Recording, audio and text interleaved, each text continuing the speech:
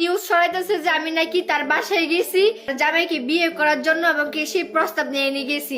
আসলে আমি তার বাসায় যেতে চাই না। তার সুমাইয়া আমাকে কল করে তার বাসায় নিচে তার কল লিস্টটি দেখেন।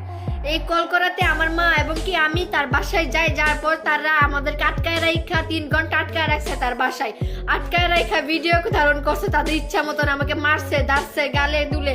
আমি এগুলো পর্যন্ত আপনারে আমি আমার সাথে একা করে না, অনেক মেয়ের সাথে তারা এরকম করছে। এগুলো কোনো বিচার হচ্ছে না। আমি এসবে বিচার চাই।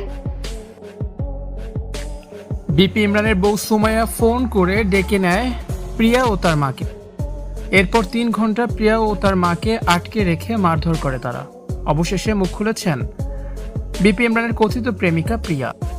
ভিউয়ার্স, পুরো ভিডিওটি শুরু থেকে শেষ পর্যন্ত দেখে অবশ্যই আপনার মতামতটি জানিয়ে দিন। হাসপাতাল থেকে বাড়ি ফিরে বিপি ইমরানের প্রেমিকা প্রিয়া বলেন তিনি ইচ্ছে করে ইমরানের বাড়িতে যাননি, বরং ইমরানের বউ সুমাইয়া তাকে বারবার ফোন করে তাদের বাড়িতে ডেকে নেয়।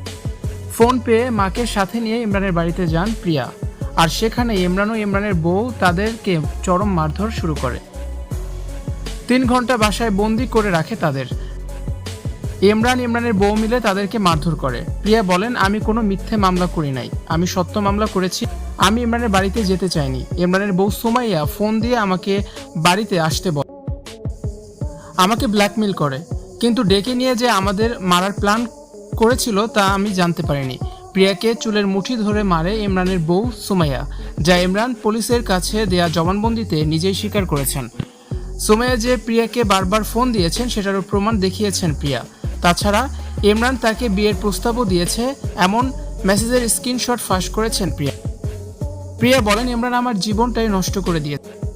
আমি তার সাথে ভিডিও বানানোর জন্যই কাজ করতাম। আমি অনেকের সাথে এভাবে কাজ করেছি, কিন্তু ইমরান আমাকে ভুলিয়ে ভালিয়ে প্রেমের প্রস্তাব দেয়। পরে যখন সুমাইয়া এই খবর জানতে পারে তখন সব দোষ আমার উপর চাপিয়ে দেয়।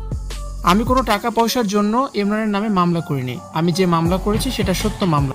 ইমরানের ব্যবসায় আমি 5 লাখ টাকা নিচে দিয়েছি। ভিউয়ার্স, এই বিষয়টি নিয়ে আপনাদের কি মতামত অবশ্যই জানিয়ে দিন কমেন্টস করে, আর ভিডিওটি শেয়ার করার অনুরোধ রইল।